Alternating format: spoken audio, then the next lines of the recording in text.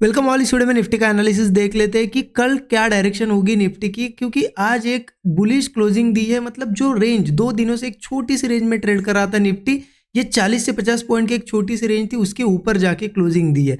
अब देखिए आज मॉर्निंग से इसी रेंज में था। मॉर्निंग से अगर किसी ने ट्रेड ट्राई किए होंगे ना, जितने भी ट्रेड ट्राई किए होंगे फेल हुए होंगे, लेकिन जिन्होंने कल एनालिसिस देखा उन्होंने यहाँ ट्राई नहीं किया होगा, क्योंकि कल क्लियर हमने एनालिसिस में देखा था। मैंने यहाँ पे ये जोन आपको मार्क करके दिया था कल। ऊपर थी 25,500 की लेवल और नीचे थी 25,400 की लेवल।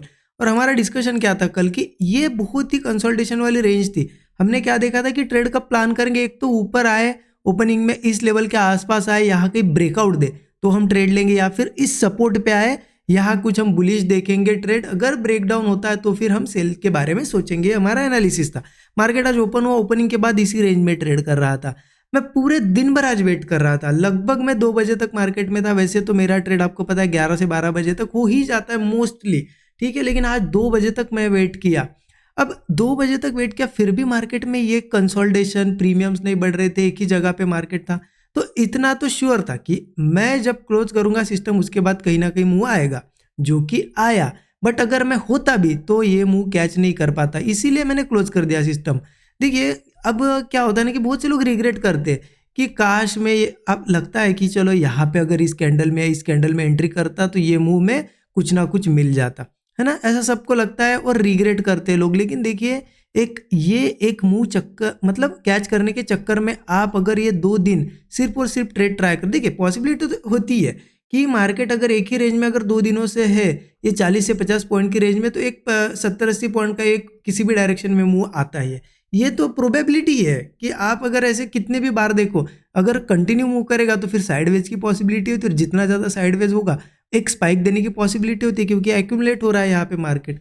अब सोचिए ये एक मूव के चक्कर में आप, क्योंकि लगता है ना कि यहाँ पे देखो कितना अच्छा ब्रेकआउट जैसा भी था, काश मैं यहाँ ट्रेड लेता तो ये मूव कैच हो जाता। लेकिन ऐसे कितने ब्रेकआउट आया आज मॉर्निंग में भी, यहाँ पे भी देखो ये ब्रेकआउट आया, फिर इसके बाद एक ब्रेकडाउन भी आया, यहाँ पे देखो ये ब्रेकडाउन आया, कल भी आप देखो यहाँ पे ब्रेकडाउन था, यहाँ पे ब्रेकआउट था। तो आप अगर ऐसा सोच के कि चलो अब बड़ा मूव आएगा, अब बड़ा मूव आएगा, अब बड़ा मूव आएगा, ये सोच के अगर ट्रेड करते ना, तो ये मूव कैच भी करते आज, तो भी आप इतना प्रॉफिट नहीं कमा पाते जो इस रेंज में आप लॉस कर देते।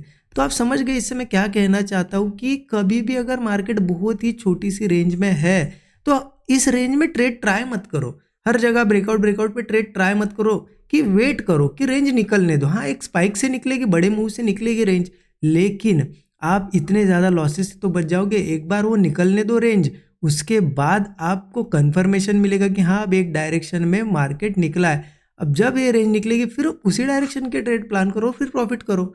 तो मैं यही कहना चाहता हूँ, ज़्यादा लॉसेस के चांसेस ज़्यादा है जहाँ पे, वहाँ ट्रेड ट्राई मत करो, ठीक है। अगर यहाँ पे ये ब्रेकआउट के समय में होता भी तो भी ट्रेड नहीं लेता। हाँ, मैं कब लेता, अगर मान लो दोपहर में ही कहीं इसी रेंज के आसपास मार्केट आता, मतलब यहाँ से आता धीरे धीरे, यहाँ कंसोलिडेशन करता और फिर ब्रेकआउट आता, तो मैं ज़रूर ट्रेड ट्राई करता, क्योंकि रेजिस्टेंस के पास ट्रेड ट्राई कर रहे हैं, छोटा सा स्टॉप लॉस लगाने के लिए जगह है। यहाँ से तो कंटिन्यू जा रहा है, हम यहाँ ट्रेड लेते तो यहाँ स्टॉप लॉस थोड़ी लगाते हैं ना। तो ये चीज़ें सोचिए, देखिए साइकोलॉजिकल चीज़ें हैं। मैं हर वीडियो में एक चीज़ क्लियर करने की कोशिश कर रहा हूँ। आप इतने मतलब ये इतनी छोटी छोटी चीज़ें पकड़ में नहीं आती आपके, तो ये सोचो आप ये चीज़ें कि ऐसा क्यों हो रहा है। आप रिग्रेट कर रहे हो तो क्या सही है रिग्रेट, या सही में आप, क्योंकि अब नए लोग होते हैं जो रिग्रेट करते हैं पूरे दिन भर, मेरे जैसा ही उन्होंने भी वेट किया होगा, ये मुंह छूट गया होगा, उनको लग रहा होगा काश मैं ये मुंह ले लेता, प्रॉफिट हो जाता, ऐसा हो जाता। लेकिन आप सोच के देखिए थोड़ा, क्या सही में आप इसे कैच कर पाते, ये सोचिए, ठीक है।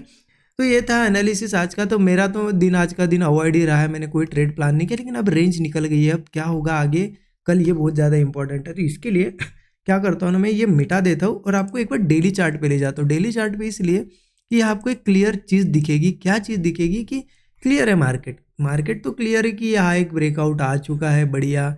मार्केट वापस रिटेस्ट करने को आया था, लेकिन रिटेस्ट नहीं हुआ है, मतलब इतना क्लियर रिटेस्ट नहीं हुआ। अगर मैं ये मार्क करूँ, रिटेस्ट तो हुआ है थोड़ा सा, लेकिन इतना ज़्यादा ऐसे क्लियरिटी के साथ नहीं हुआ है, ठीक है। अभी रिटेस्ट लेवल बाकी है। देखो आप यहाँ पे आपको दिखेगा कि मार्केट ने यहाँ रेजिस्टेंस बनाया था, ठीक है, यहाँ रेजिस्टेंस बनाया, ब्रेक हुआ, रिटेस्ट के आसपास आया, लेकिन यहीं पे होल्ड कर गया है।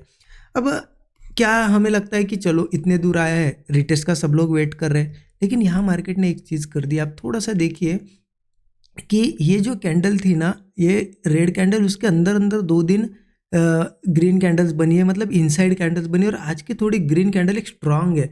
तो इससे बहुत ज़्यादा पॉसिबिलिटी ये है कि कल अगर गैप अप होता है या फ्लैट मतलब यहीं पे ओपन होकर सस्टेन करता है ना, ऊपर निकल सकता है। मैं इसलिए बोल रहा हूँ ये कि अब सब लोगों की थिंकिंग वही है कि ये रेंज थी, ये रेंज ऊपर के साइड ब्रेक हुई, अब रीटेस्ट करने आएगा तो मैं यहाँ पोजीशन बनाऊंगा। सबको लग रहा है ऐसा, हो सकता है आए भी, लेकिन मैं आपको एक यहाँ पे साइकोलॉजी बता रहा हूँ, या फिर जो रिटेलर्स की साइकोलॉजी होती है वो मैं बता रहा हूँ यहाँ पे, कि लॉजिक यही है यहाँ पे कि लोग सोचेंगे कि नहीं यहाँ पे आए, मैं फिर यहाँ पे रीटेस्ट लेवल पे ट्रेड बनाऊंगा, यहाँ पे स्टॉप लॉस रहेगा और फिर एक मूव कैच करूंगा।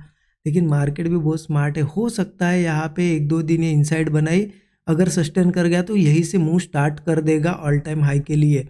ठीक है, लोग सोचते रहेंगे कि पोजीशन बनाओ और वो निकल जाएगा, ये पॉसिबिलिटी बता रहा हूँ मैं। तो इसके हिसाब से हम सब पॉसिबिलिटी देख के ट्रेड प्लान करेंगे। तो मैं 15 मिनट पे बताता हूँ आपको कि एग्जैक्टली ट्रेड प्लान करने हैं तो करने कैसे है। 15 मिनट चार्ट पे आ जाते हैं, सिंपल है। देखिए कल हमने देखा भी था, ये एक चीज़ मैंने आपको बताई भी थी कि ये जब 525-500 निकलेगा तो यहाँ पे ऐसे एक ट्रेंड लाइन बन रही है, उसको मार्केट टेस्ट करने आएगा, और आज उसको टेस्ट कर लिया। ये टारगेट भी हमने कल देखा था 25,550 का था, राइट। ये हो चुका है आज। अब देखिए पॉसिबिलिटी क्या है यहाँ पे, बहुत ही सिंपल, ये रेंज मार्क करके रखिए, ठीक है। 25,500 से लेके 500 यही मार्क करिए, ठीक है। अब देखिए बहुत सिंपल है कि मार्केट, चलो ये भी मार्क ही कर देता हूँ ना, तो आपको एक आइडिया आ जाएगा कि एग्जैक्टली क्या है, ठीक है। देखिए एक ही रेंज थी, अब रेंज के बाहर हम निकल गए। अब बहुत ज़्यादा पॉसिबिलिटी है कि कल मार्केट यहीं पे इन्हीं लेवल्स के आसपास अगर ओपन होता है और सस्टेन कर जाता है और कोई ब्रेकआउट आता है, अप साइड हम जा सकते, ठीक है। चलो मान लो थोड़ा बहुत गैप डाउन हुआ या फिर नीचे भी आया, मतलब नीचे ही कहीं ओपन हुआ है, तो देखो क्या करता है वापस। अगर ये 500 के ऊपर आ रहा है, 25,500 के ऊपर आके सस्टेन कर रहा है, तो समझ लेना कहीं ना कहीं स्ट्रेंथ है मार्केट में। जो भी ब्रेकआउट वगैरह आएगा कॉल साइड का ट्रेड प्लान करेंगे। और सेम रहेगा गैप अप की केस में, इन केस गैप अप होता है, कितना भी बड़ा गैप अप हो, हमारा यहाँ पे अप साइड का प्लान रहेगा इस लेवल पे। जैसा कि मैंने डेली चार्ट पे आपको व्यू बता ही दिया है, तो गैप अप भी होता है कहीं ना कहीं वो रिट्रेसमेंट करके या फिर ऐसा सस्टेन कर जाता है। ब्रेकआउट पे मैं अपसाइड का ही ट्रेड प्लान करूंगा। ऊपर अगर रेजिस्टेंस बताऊँ आपको तो 25,650, 25,750 और एक 25,850, ये सभी ये तीनों लेवल दिख रही है आपको, ये एज ए रेजिस्टेंस कल के दिन रिएक्ट कर सकते हैं। यहाँ पे हमारे टारगेट्स हम बुक कर सकते हैं। बट एक चीज़ अगर होती है, मान लो यही कहीं ओपन हुआ मार्केट या गैप डाउन भी हुआ और नीचे ट्रेड कर रहा है, इसी रेंज में ट्रेड कर रहा है, तो पॉसिबिलिटी बहुत ज़्यादा है, पहले भी रेंज में था, यहाँ पे भी रेंज में ही रह सकता है।